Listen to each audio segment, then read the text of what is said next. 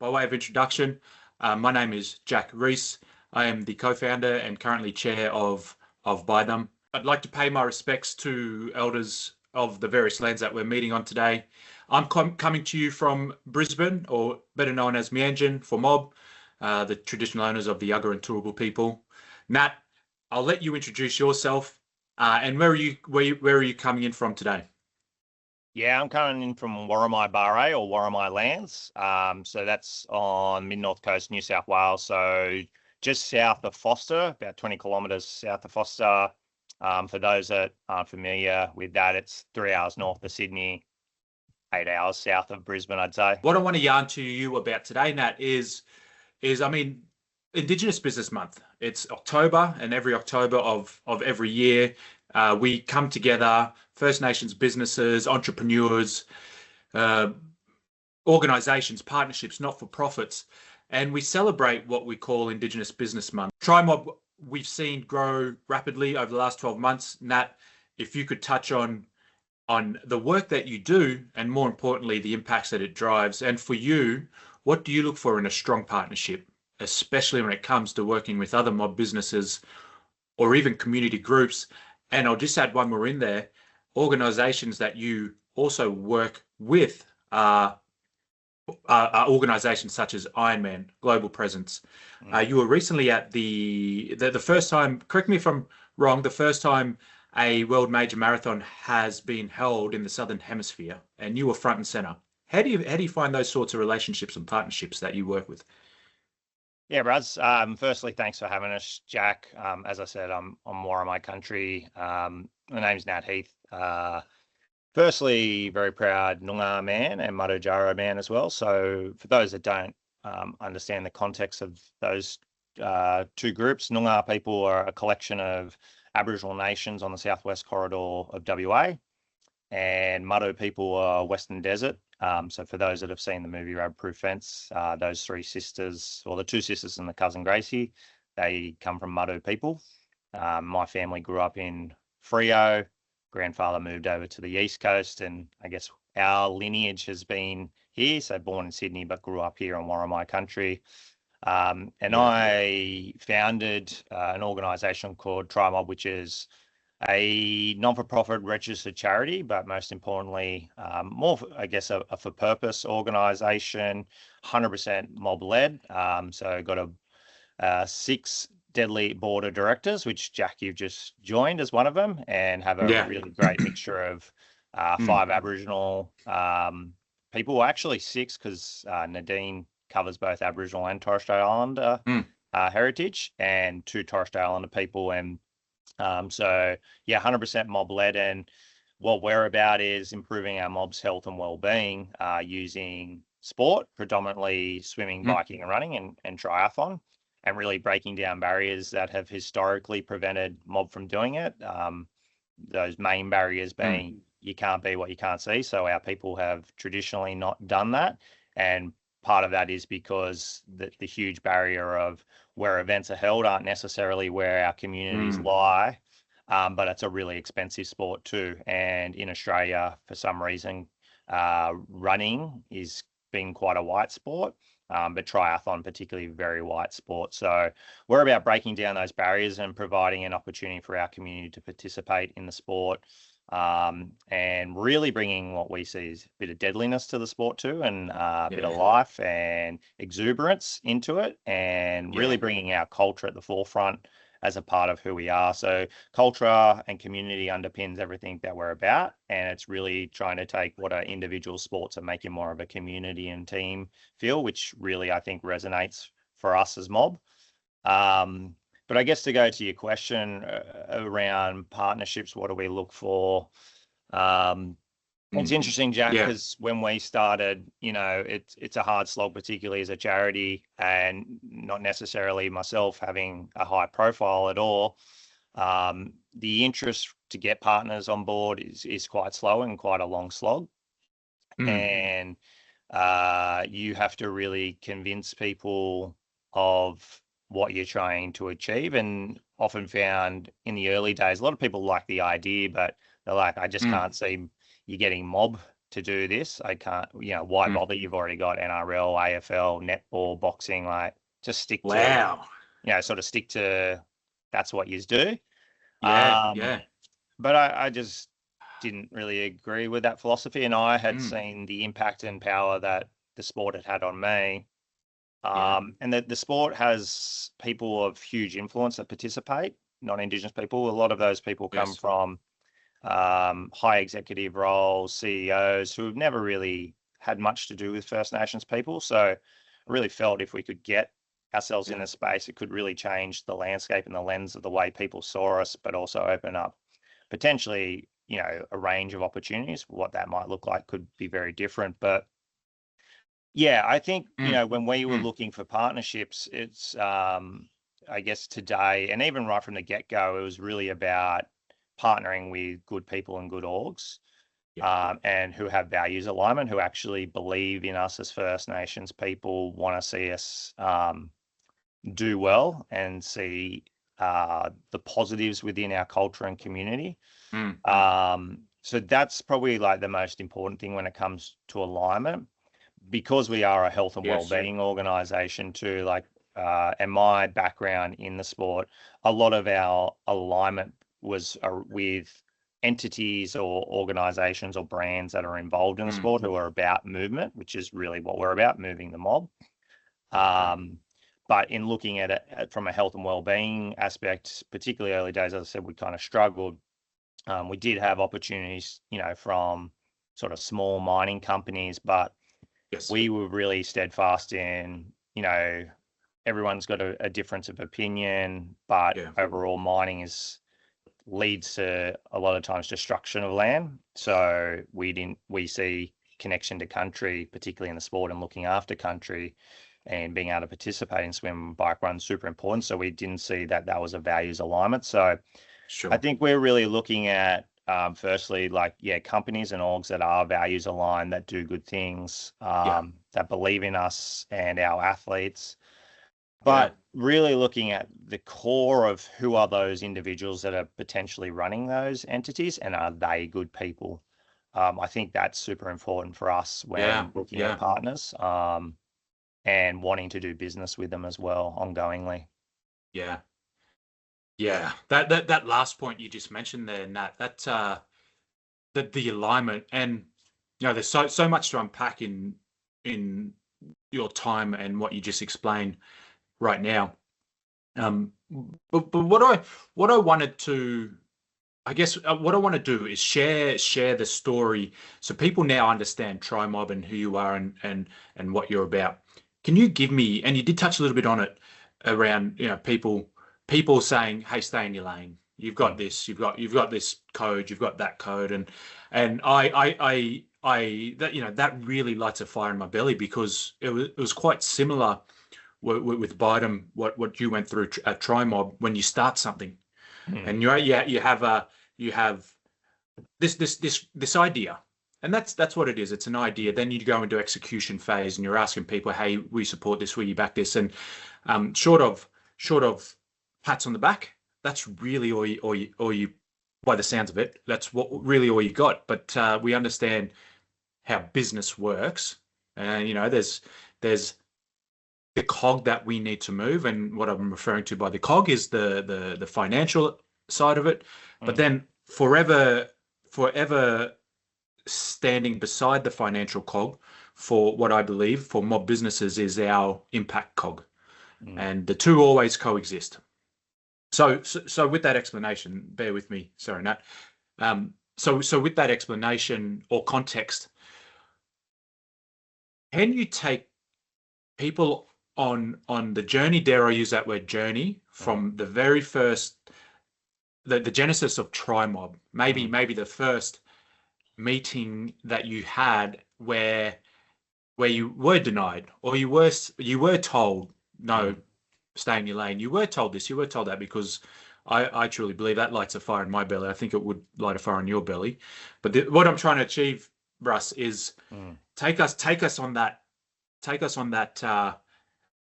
journey, as if we were in your pocket watching a movie, or watching you drive this thing that no one believed in. And now fast forward to today, Russ, I've seen a movement. I've seen the Iron Mob program. And it all, I've seen the social media handles, and you've got mob coming out and really wanting to swim, ride, run, right? They really want to give this a nudge, and it's the world's hardest race, isn't it? One day race. It's the The world's Ironman, hardest yeah. challenge. Yeah. Yeah. Yeah, I think Jack too, there was an element of having to challenge myself mentally as well of what's possible. So to to go from the beginning, as I said, where I grew up was where the original Ironman was.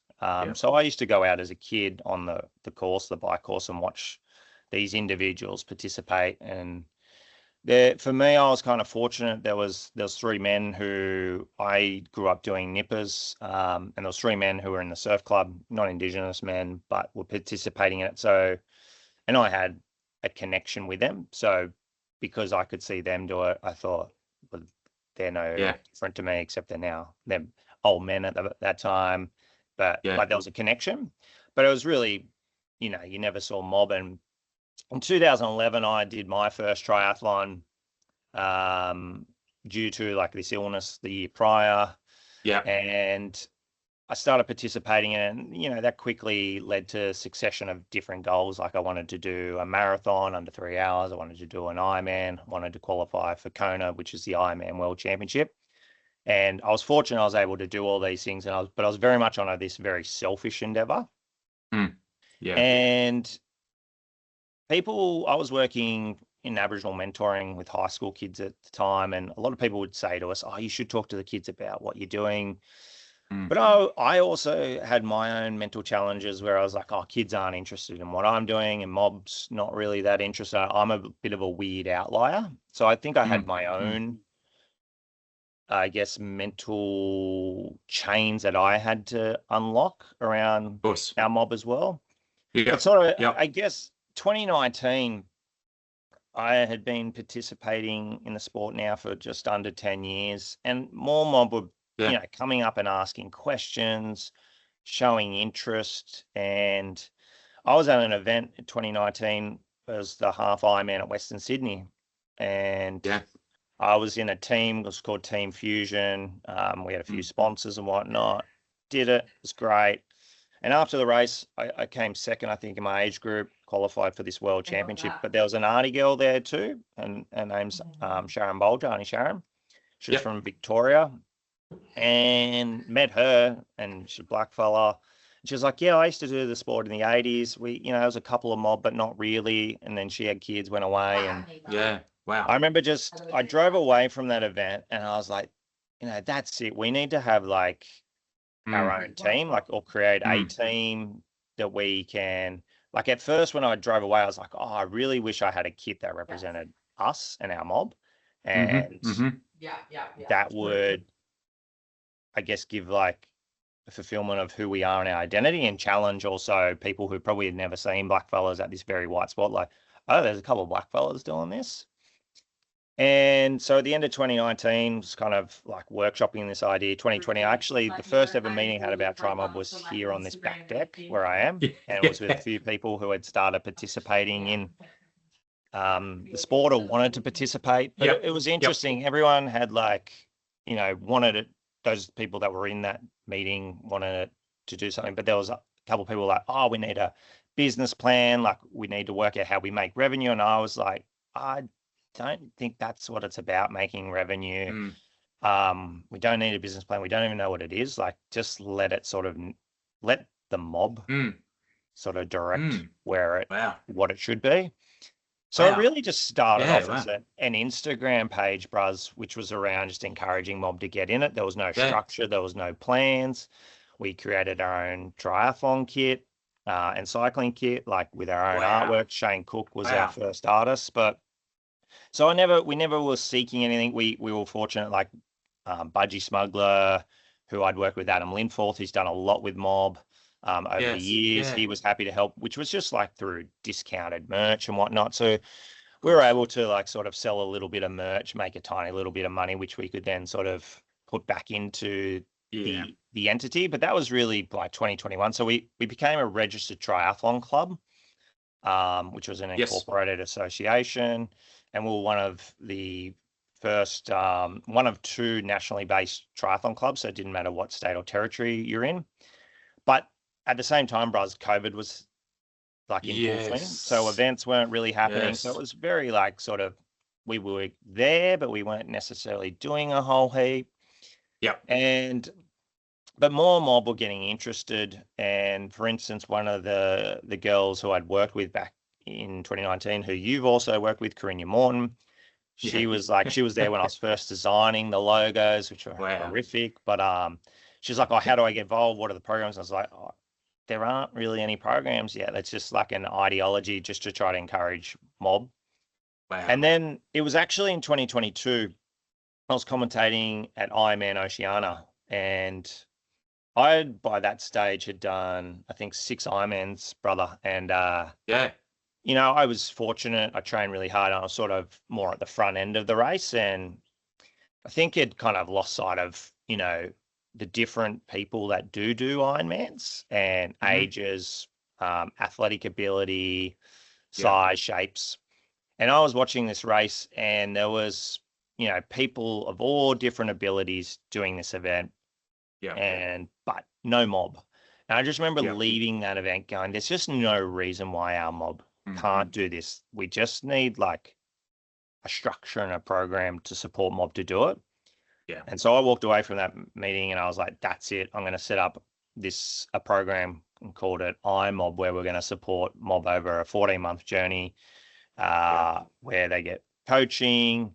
We'll provide them apparel, we'll get them race entries, and we'll do a full support, and we'll create this team culture and dynamic to support mob. And in that first bit, I had to sort of beg, plead mob to give it a go. Yeah. And the funny thing was, Corinne was one of those people, and she happened to ring me about a work thing, and I was like, oh, remember when you used to always ask about how do I get involved? I was like, well, I've actually got a program for you. But you know, a part of those, going back to your point around, you know, how you're going to do this, it wasn't necessarily like those. I think people challenging like mob won't be interested in, you can't do this, but there's also an element of like, how are you going to pay for this? Like, where are you getting this money from? And at that stage, I think TRIMOB, we might have had $4,000 to $5,000, and to run a program like that over 14 months, that really, like, that's if you, on average, it's around a $10,000 to $15,000 investment in each individual per person. Yeah, per person. And we did not have that money. But I don't like, and that's to my faults as a business operator. I don't really look at forecasting, planning. I was just like, I have an idea, I'm going to make it happen however I can. So I was working New South Wales government, New South Wales manager for Aboriginal early childhood education. Got it to a point that I was really satisfied, and I was like, if I don't go all in on this TRIMOB idea now, and particularly this iMob program, I never will. So I just handed in my letter of resignation, sold my house, and went all in on the idea to make it happen. And you know, that was a slow grind. We were fortunate, like Ironman come on board relatively early and provided us in-kind support with race entries. And I sort of then set up another business to the side, which was like an apparel company to try to help provide the gear, which didn't end up working well for me, lost a fair bit of money. But it helped for the initial bit, support TRIMOB. And then Budgie Smuggler come on board as a sort of official part, and just again with more in-kind merch, so we could sell and make a little bit of money. But it was a hard slog, bros. Like, I had meetings where people said, "Yeah, I would love this idea. We're going to get behind and support you," but then it would lead to crickets. Like, just the investment they said they would give, they wouldn't give. And I think a part of that's also like, I don't come from a business background. And particularly early days, people were hesitant. They're like, you've got no runs on the board. You're not a ex-football star who we're just going to give money on because we just want to leverage your name. So you have to really go through the ringer to try to prove yourself. You got to set up things. Like, we were fortunate, we got like Gilbert and Tobin on board, who's legal firm, to help set up our structure. So we became in early 2023 company limited by guarantee. a fully Yes. registered charity with the Australian Charities and Not-for-Profit Commission. But even that was just a full learning around governance. And that was like 18 to 24 months where you're just constantly learning on that journey, and you don't necessarily have people supporting. It's like you make mistakes, you learn along the way. And even to get things like our DGR status, that took like 18 months, because you're looking at, our governance document didn't perfectly align to what then the ATO wanted to see to make you DGR. So there was a really long journey to get to where we are. And it's funny, Braz, a lot of those sort of partnerships too that sort of come along and have since come along today, sometimes have come from difficult conversations where there's people, for instance, like Win Republic, who's one of our real strong partners, provides us or supports us with apparel. That initial conversation actually come from where I think they thought they were doing the right thing, sending a message around partnering. But at that time, we had sort of been existing for sort of 2 years, and they knew of us, and there hadn't been support. Nadine Hunt, who's on our board, had just finished Kona. So there was like, all of a sudden, we were starting to get a bit of interest about us. Yes. And it was also then the day after the referendum where the yes vote didn't get up. So I'm probably in a really heightened sense of bit of anger, and I sort of received this message the next day going, oh, we want to get on board and partner with you. Nadine should have been highlighted. And I'm like, well, you've kind of knew about us for 2 years and didn't want to support us. Now we've got someone doing a world championship. Now you do know us. And it's also the day after the referendum. Like, this is really poor timing. So I sent a message back saying, like, I think you guys are good people, but this is quite disappointing that we've existed for this long. You've known about us, and now you're choosing to. I think the timing was off. But to their credit, they were then, instead of just going, oh, well, just running away, they were like, because I left the door ajar saying, I'm really happy to sit down and have a meeting with you, because I don't think you are bad people, but I'm disappointed in how this has kind of unfolded early days. And they took up that opportunity. And it was from that then, those conversations sort of slowly progressed. And, they come to us saying, we would like to partner. And at that time, I'd set up this apparel company, and I was like, well, we want to work with the apparel company, it's First Nations led. But then it didn't work. But I was also like, then had to take my hat off and go, well, my job is to do what's best by TRIMOB, not what's best by trying to set up my own business. So I said, look, I'll have the chat and you tell us what is on the table. And,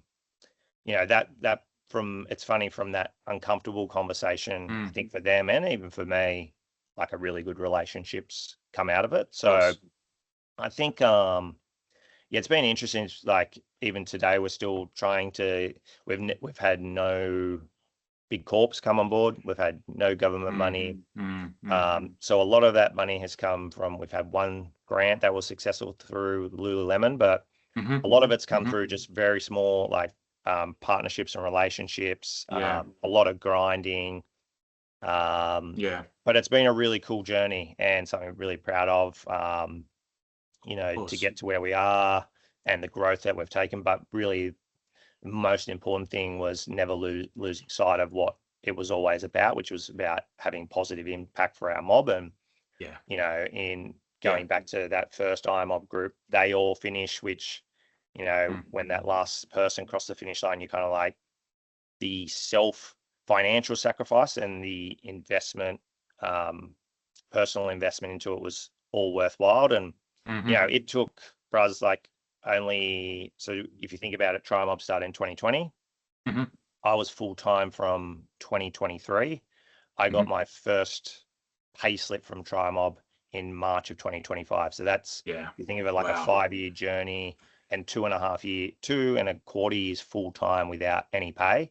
So that's the sort of the slog, the slow burn that we've had to go through to get to where we are. And sort of really excited about, because we are getting a lot of runs on the board, a lot more interest, doing a lot of good things. Now there's that sort of more buy-in coming, and we're still got a long way to go, but we'll soon be bringing on another person that we can employ. And Wow. it's just been a incredible journey, but a long, hard one.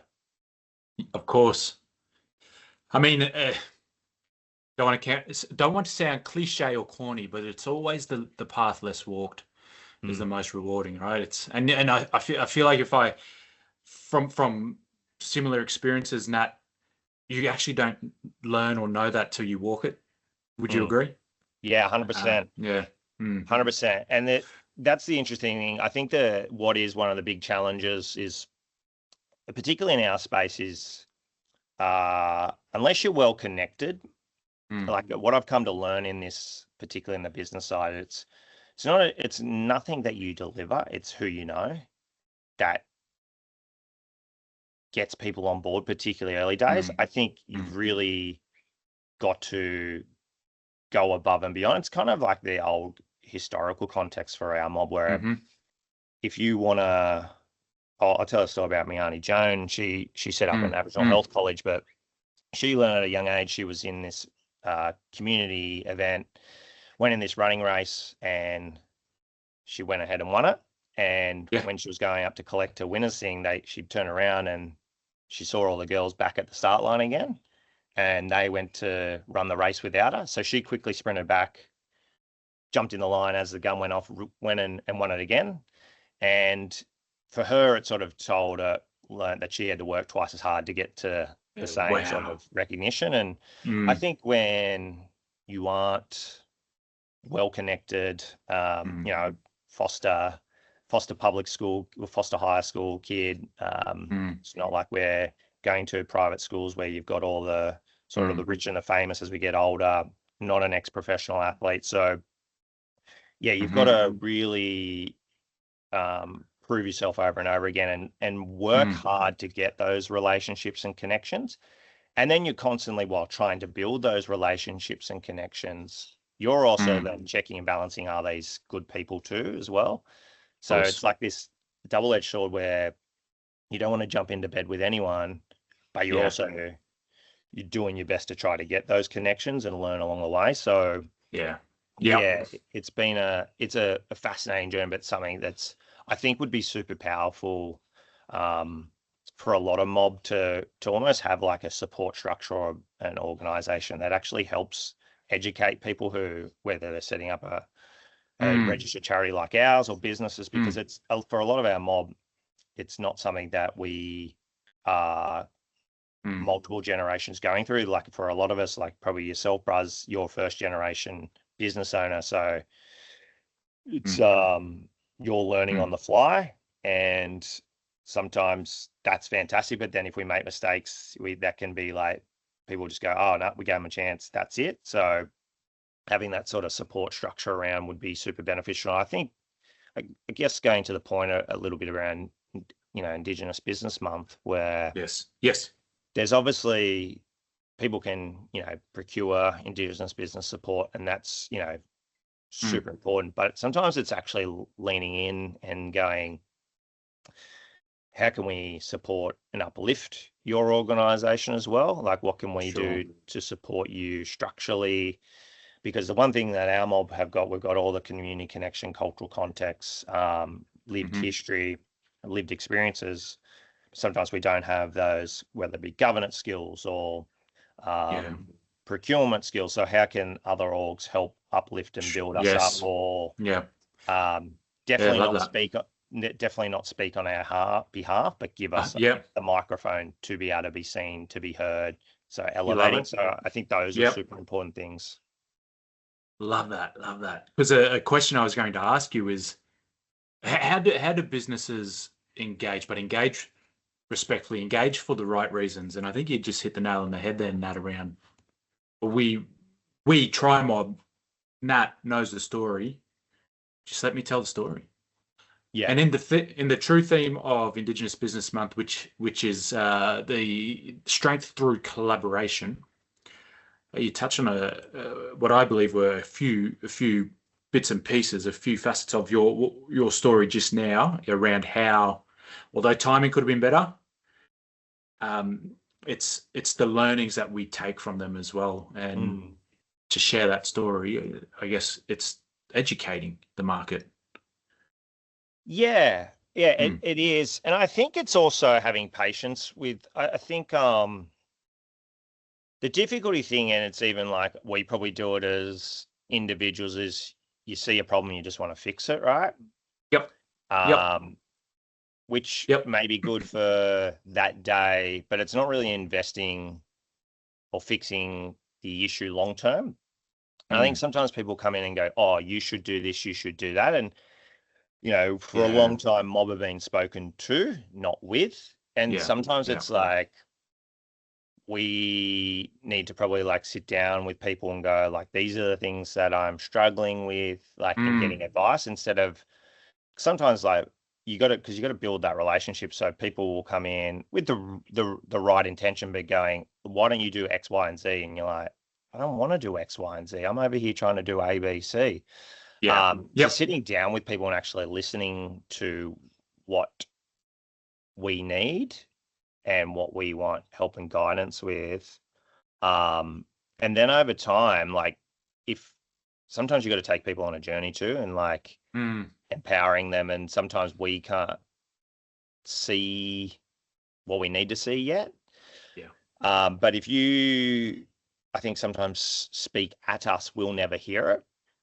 So speaking with us, and you know, that's for some people, they might be like, Nat, you're just kind of talking out your ass here. You're just using two different words. But there is there's a genuine thing about being spoken to and spoken with. And I think people need to come in and, you know, actually, what is it that, like, come in with a very genuine interest. I think some people come in, particularly in a business sense, because what drives business is money, is outcomes. And people will sometimes come in going, we want to do this, but this is the KPI or the outcome. And you've already come in with what you want without even necessarily coming in with like, let's start with what is it that you want? What is it that you need? And I think that's a real challenge for people, is not to go in with any intention, is like, it's just about building a genuine interest and relationship that is about, you know, call it, if it's people want to do reconciliation, that's the terminology. Like, what is it that you're reconciling? Is it your guilt, or are you here to reconcile the disempowerment and create empowerment? How do you go about doing that? And if you're talking at someone, you're not empowering them, you're just continuing a disempowerment. And that the I guess the catchphrase or the phrase that people would really align to is, you know, you teach a person, we catch a person a fish, feed him for a day, teach the person how to fish, feed him for a lifetime. And what we need is to be heard and taught how to fish, not given the fish. So I think that's super important when it comes to building relationships and genuine relationships and working with mob. And I'll go back to one of our partners again. I think Linny from Adam Linfro from Budgie Smuggler, you know, right from the get-go, he was the first to like put Aboriginal flags on his merchandise. First people he got behind and sponsored were generally First Nations athletes, and he never sought anything in return. But he got a lot in return because our mob could see the genuine passion and interest and love that he had. He didn't have any outcome that he wanted, but outcomes have happened for him since then. And you can still see today, like, he's obviously got partners with us, his partners with us, but often he'll have lots of First Nations artist collabs where they financially benefit, their profiles go out. And I think sometimes people, I mean, his is a unique one because it's an apparel company, but you'll see companies, the first thing they want to do is, how do I monetize the culture? I'm going to do some artwork. That's their first intention, which they probably think's really good, but it's not the first intention. Like, or it shouldn't be. The first thing should actually be genuine building of relationships. And I think also challenging themselves too. I think sometimes people have their own unconscious biases, so they they seek to jump on people either with high profiles, but also people who are what we would term palatable. They don't challenge you. They don't make you uncomfortable. And if you're not willing to be uncomfortable or be challenged, then are you really there to learn, or are you there just to make yourself feel good? And I think that's where I particularly go around that ideology of reconciliation. Is it you're reconciling your own guilt, or are you really here to challenge yourself in the way your company does work or partners with people? Like, what is it that you're really about? And Mob know that. They can see through it. That's right. That's right. And that's where I think it's super important for people to be thinking about Indigenous biz. Like, how do we elevate? Who are we partnering with? Why are we partnering with them? And not coming in it with any expected outcome. Thank you, Nat. Thank you. That's balancing commercial growth through community benefit. You've answered the questions that I wanted to ask, because without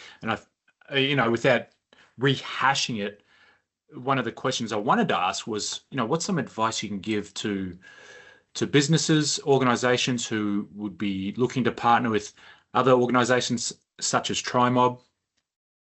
If I was to break it down, be genuine, listen. And I love that, because we have 2 ears for a reason. We should listen more than we speak. And then walk together. Yeah. Love it. Yeah.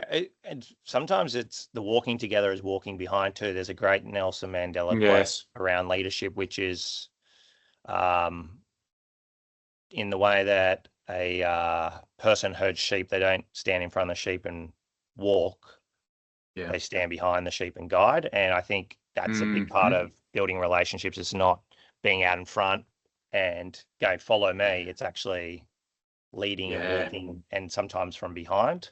Look, I think your company is a really good example as an Indigenous business. Is you've set up a business that obviously has to make money. That's a part of being a business. But you then go back and give back to Mob, and you do that because in our culture, reciprocity is a really important thing. But you don't do it to seek your own benefit or claim. It's part of your business model. And I think whether you're in Indigenous business or a non-Indigenous businesses, what is your your social impact? What is it that you want to create? How do you want to leave the world a better place? And if that's in regards to First Nations people, it's that, what is your model of business that then gives back? So whether that's a financial give back, whether that's a giving back of skill sets, of amplification, like having that as a part of your business model, I think is important. So actually, and you have to have it as a part of your business model, because the challenging things, but you see this particularly in RAPs, is people designs and set up these reconciliation action plans, but they don't necessarily it's not a part of their core business. It's a separate thing. So the minute KPIs need to be met here at a business sense, that gets dropped, because it's not a part of our business. So that has to be, whatever it is, even if it's non-Indigenous, it could be about any community social group, it needs to be tied into a part of your broader impact as an org and your business model. So I think that's super important, I guess, when it comes to walking with organizations, people. As I said, I think having it as part of the genuine business model, but before building the business model, so you're different in that you're a black fella, you can go and build that as a part of business model because you've got that community connection. But again, if you want to then have it as a part of your business model, actually working with Mob and what is it that they want and need if you are going to partner with them, not what you want, Mob. So this has always been the big issue with government closing the gap. This is why we're having a voice around us having a say is not always ill intent, but outcomes end up ill intent. Is people come in, no lived experience, and go, we want you to have A, B, C, because we think that's what's best. But for mob, it's X, Y, and Z. And to give a good example, it's like if you were to have a cleaner come into your house and you're like, geez, my carpet's filthy, I need like that clean. And then the person comes in and goes, yeah, I'm just going to clean your windows because I think that's what's best for you. That hasn't resolved what you want. So I think it's really important for businesses to come in and go work with mob and go, what is it that we can support you? What is it that you actually want, not what we want? And then I think for Indigenous businesses, I think it's or Indigenous people being an entrepreneur. I'm definitely not a good example. Don't follow what I did because you end up broke. But fulfilled in life. The one thing I would say is don't have a crack and be prepared to make mistakes. And I think one of the traps for any person, whether you're Indigenous or not Indigenous, can be sometimes the trap of a salary. And it's a safety net. So how do you then go out and you've got an idea, you've got something you're passionate about, like you don't want to be 75. And that was the thing that I came to at the end of 2023 when I was sitting in this, sometimes what I thought were just absolute pointless meetings. I was like, what am I doing here? And I'm like, am I going to look back in 20 years and go, geez, I wish I had done that. I wish I had gone and learned a TRIMOB that could. And so I think if you believe in something and you really, really believe in it, like you can make it happen. And as soon as I did TRIMOB, I always knew deep down, like this is going to work out. It's all going to turn out right. And I don't know what that was, but I just always knew, even, 18 months into it, where one of my good mates was saying to me, mate, you've got to stop, you're financially just ruining yourself. I was like, I just, no, and he didn't mean that in a bad way. He's just like, you need to you need to have a deadline where you stop. And I'm like, nah, it's gonna work out. We're don't know pushing. how. There's just an instinct. So I think follow your instincts and your intuition. Yeah.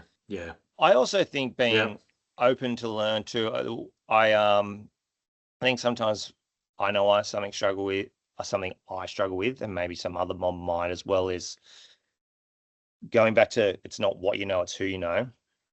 Is sometimes you need to just go and approach people. And it's something I'm still working on. I've seen the guy who mentors me, Tim Detman, he'll walk into a room and he's like, where is the CEO? And he'll make a point. He'll go deliberately meet people, whereas I will be, I'll stand back and go, if the opportunity arises, if it comes it arises. Yes. But sometimes I do think, and it's something I'm going to try to actively work on, is if there's something that you want, go towards it. Don't wait for it. And that includes people as well. And he's been interesting. He will even just say, I see someone on LinkedIn. I will actually message them on LinkedIn and go, I would just really love to meet you for 30 minutes online just to pick your brain. And often or not, he said he's found people have said yes to that. So I think, love that. I love that. Yeah. Moving towards what you want. Yeah. You and I are quite similar in that, because, especially in the early days, in a room full of people, it was my demeanor was to wait. I think similar to you. And then you grow, you adjust. And now you have an ability to step into that extrovert energy, put yourself out there. And then come back to rest and recoup. Absolutely. I also think, as much as I said, there's non-Indigenous businesses coming to us, and how to do that is the one thing I've learned too, is non-Indigenous people too, who do want to do good things, or non-Indigenous businesses, there's a way that you've got to bring them along the journey too. If you tell them everything they've done wrong, and people need to learn about the history in that, but if you just go, you're X, Y, and Z, or you give no solution, people will move on to somewhere else. That people want to work on where they can have an impact, not where they're being told they can't do X, Y, and Z, or they're a bad person, right? So I think this is what one of the good things that TRIMOB has allowed is, because we Indigenous led, we're one of the few places in a very non-Indigenous sport that people can come and be a part of our community, but it's our community. So they're fitting into our mold, but we give them a space to be able to make an impact. If that's fundraising for us, if that's running or swimming or biking with someone, they feel like they can actively contribute. And that's where a lot of that best learning can happen for them, and vice versa, where it's just those casual conversations. So I think people want to be able to do good things, but sometimes we have to let them in as well. Sure, of course. And the good example I always think is when you sometimes go to which are really important, like go to a protest, you might have 6 different people speak who all have different things they want to address, and then people walk away going, well, I just don't know what to do now because there's 6 different issues. I just don't know where to start. So it's like option fatigue. Yeah. So I think it is like, if you want to bring people on board or partners, is be super clear on what is it that you can do that will empower us. And I'm not really good at that yet at times, but it's like, if you do X, Y, and Z, it'll lead to this. So people are like, oh, I love that. I can get involved with that. So I think we also have to be able to give that opening, but not at our own sacrifice too. So we have to be, sometimes you've got to give, my big thing with, I struggle with, is if people come to me with problems and no solutions, just in general. So if I think sometimes we have to do the same as go, this is our problem. We believe this is the solution. Yes. We want you to assist us in this solution. Love it. Okay. Some advice for young, up and coming entrepreneurs or athletes, I should add. Now, for the mob, by the mob, up the mob. You've just started a new Iron Mob program. Better month now? Well, yeah, they were selected in August, start of August, and they had their first camp in September. So could you run just the journey? Dare I use the word a journey? I'm going to change that word. The voyage for these Iron Mob program participants. Can you just quickly run us through what's involved? Yeah. So the group, or that program, the Iron Mob program, that is a 14-month program where the journey culminates in them completing an Ironman triathlon, which is the hardest one-day sporting event or hardest one-day endurance event. Yes. For them to complete that requires them to swim 3.8 kilometers, ride 180 kilometers, and then run a marathon 42.2 kilometers in less than 17 hours.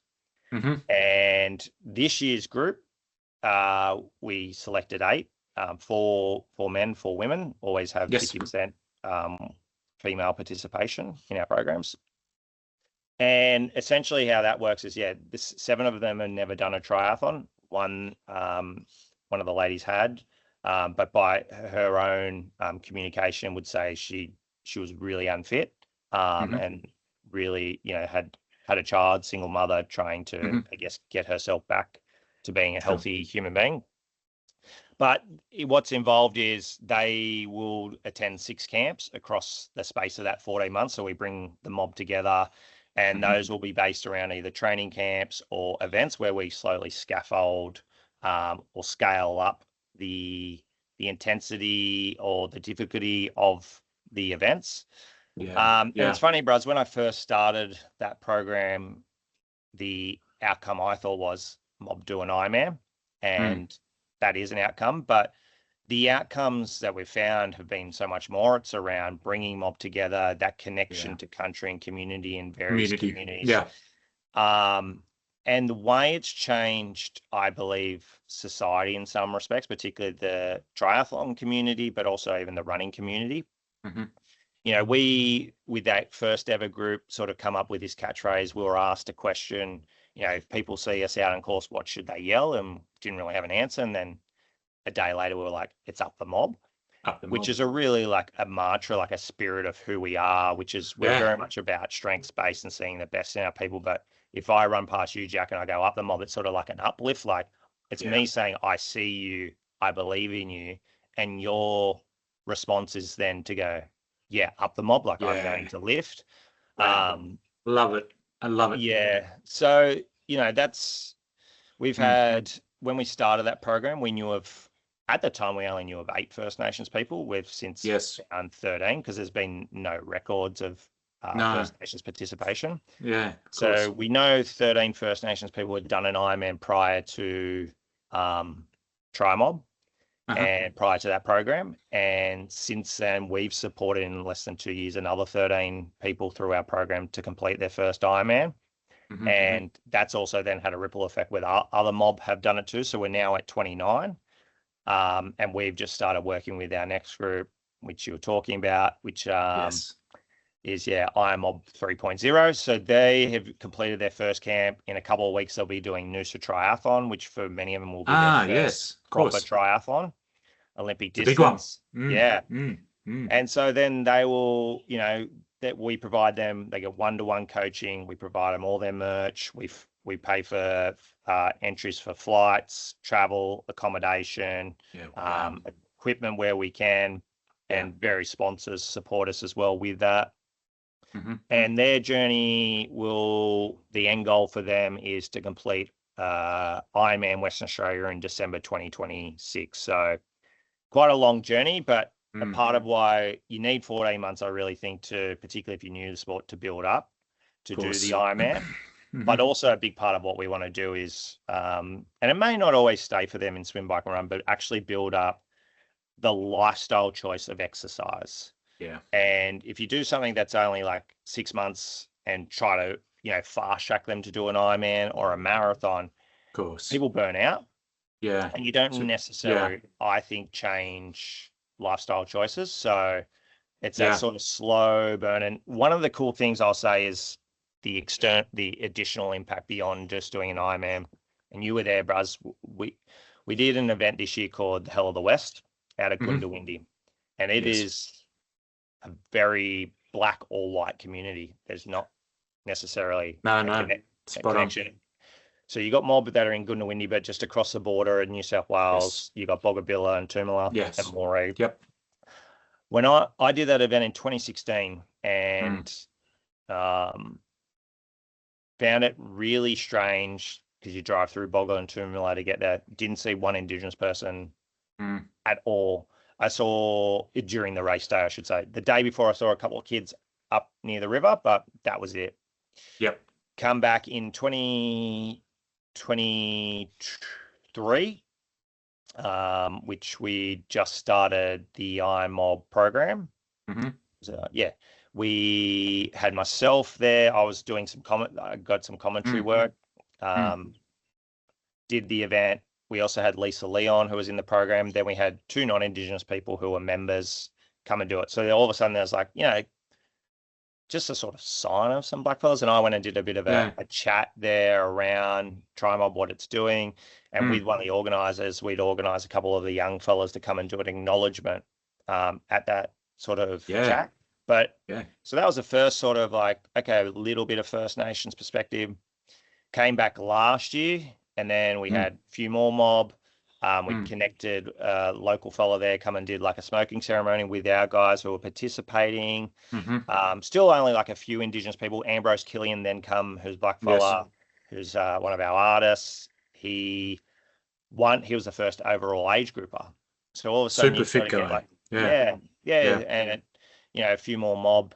But then what was really cool this year is going back to last year, I remember speaking to a fellow who he come across as nice, but you could sort of feel like there was an ill intention. Like he was asking questions, but he wanted to, you could see, when you feel a part, it's like, I can feel you're going to use something here to like create so to say, well, you mob do this. So I was onto him early, but, and then an individual said, just be careful. Like he's a bit like, got a bit of racism in it. And I was like, I vibe that. You could feel that early. Yeah. But this year we come back and we bring our IMOB group out there. So you got 8 blackfellas there participating. Yeah. Then you're there. Then Ambrose is there. Yeah. Then Yeah. Buddy, who's the local fella, then does a proper welcome to country for the first ever time at the event. He's participating. Our group went, and then on the Saturday for the kids race, we were volunteering. So I looked after, did all the kids start, but they were pulling them all out of the water. So you've got this community being always very black and white. All of a sudden watching a group of mob volunteering, pulling all the kids out of the water, making sure everyone's safe. We then go and participate the next day. But what blew me away was there was actually mob just sitting there and watching the race in town. And that was just like, wow, I've been here in 2016 and there was no one. Nothing. And now we've got all this mob racing, representing who we are, and all this mob in town. We end up getting the Community Spirit Award, like Club Community Spirit. I remember. Second biggest, second biggest club out there. But what also was like quite illuminating is that same fella from the year before I was walking something, he sort of came over to me and he just come on and said, shook my hand and said, I just want to say like massive thanks for you guys coming out. You guys really brought something really positive to the event this year. But it was very much a genuine feeling. Like going back to when you can feel like, he was coming across and I was like, coming across in a very genuine way. And I was like, this is super impactful for society. And that's where I was like, that's why what we do with IMOB goes beyond more than just an individual finishing. I mean, it's changing society, but also importantly, it's changing what's possible for those mob and all our mob as well. Mate, that's a powerful story. And thank you for sharing. I remember, so I lived in Gundawindi back in 2011. And when Hell of the West come up, to your point, I was really hesitant, and had it not been for a friend of mine, Jake Townsend, who also raced out there, I probably wouldn't have gone, brother, because of that, because of exactly what you said, that black and white divide.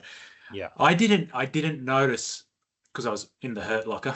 I didn't notice people who were watching, but that story around mob coming in, at the turnaround point when you come back in, you do that sort of lap, there was mob there, which I just remember going, oh, this is cool. That's cool. That's cool. And that's where I first, and back to your point, as young entrepreneurs, it could be talking to the CEO of ANZ Bank or CBA. I stood there at the pool and I was packing my pants going, there's Nat Heath. You got to go and say hello to him. Fuck, Jack, you got to go and say hello. And I did. And I my tongue got caught up because I was like, we know when it's genuine, when it's not. And because I was so nervous, that was the sign of how genuinely I wanted to get to know you and meet you. And to the point where I had the jersey. I never told anyone, but I had the jersey and was going to race in it. And that was always going to be the jersey from there on in. So, mate, here we are. Yeah, it's funny the way, like, even that sort of come about. Like, it just happened to run into your pool and started yarning. And then, like, from that sort of connection, like, obviously, Corinna knew you quite well. But, I have to, I know you won't necessarily want the acknowledgement, but then, like, you personally invested into TRIMOB from a financial standpoint, and you're always like, whatever I can do, happy to help. And now, like, what's really cool, obviously, is, the relationship we've started to build with Biden, coming in, doing some yarns, but now you're just newly put your hand up to sit on our board, which we love because, as I said, we want to make sure that we have a diverse range of expertise on our board. Yes. But we also want people who are passionate and believe what we're doing, but also are kind of living the values of the organization, and you are in participating in the sport, and just all the work that you do in community. So it's just funny how who would have thought our various diverse experiences of Gundy would lead us together as well. So that's right. And it's always with mob, we understand the interconnectedness between physical well-being, mental well-being, then that spiritual well-being. There's always an alignment, isn't there? So Well, Nat, we've covered quite a lot. I genuinely, from my perspective, thank you for your time. Time is this commodity that we have less of in today's day and age, and certainly I tell my team at Biden to be respectful of people's time. So I really appreciate you allowing us your time and sharing your story and the journey of TRIMOB. Truly inspiring. And if anyone is wanting to reach out to you, how can they reach out to you, Nat, or get in touch with TRIMOB, whether it's to help out or compete? How do we get in touch with you? Yeah, so I think firstly, go check out two things. It's our website, trimob.org, or you can follow us on Instagram or LinkedIn. So the Instagram, just try_mob. If you LinkedIn, TRIMOB Australia. If you want to contact us to inquiries@trimob.org, or personally, if you want to contact me, it's just nat.heath@trimob.org. So nat.heath@trimob.org. Yeah, I think just reach out. That if we always have opportunities for people to either partner with us, volunteer, fundraise, or buy our merch too. So you can always represent the mob as well, whether you're Indigenous or non-Indigenous. And also, if you happen to be truly invested in our club, you can become a social member, or if you're an active participant in swim, bike and run, you can join our club and Oz Triathlon as well. So most of that information, all the information's on our website, but if you've got any issues, yeah, you can always just reach out to us. But yeah, there's multiple ways that people can be involved, whether you're mob or, as we say, cousins of the mob. And yeah, we want good people with us. Yeah, great. And I encourage anyone, get involved, please. If you even are curious, one inkling, just go to the link or flick Nat an email. Now, one last question, Nat, because no one knows, and I'm going to hold you to it. What are you training for? What's your next event? Mate, good question. I just sent a message to my coach. Yeah. I sort of had a bit of a downtime this year because work. I did Kona last year. I had done 3 Ironmans in less than 12 months, plus marathons and whatnot. Of course. My intention is I will do T100 Hell of the West. Yes. And an Ironman, most likely Ironman Australia in October next year. Yes. So I've got a couple of personal goals. Yeah, like I'd like to be right up there in regards to if I'm going to do that Ironman. And I have a PB in a marathon of 2:52 from way back in 2014. I should work towards getting down to a 2:45 is a goal. Whether that's I'm able to do that in 2026. In my head, I think I can, but maybe it needs 2 years of progress again. But of course, that's a goal that I do have. And just to put that into perspective to listeners, a 2:45 marathon is a sub 4-minute average pace, isn't it? For each kilometer. A 4-minute is 2:48. So yeah, it has to be. Yep. Yeah. Well, I like to think I did that 2:52 on the old Sydney Marathon course with no carbon shoes.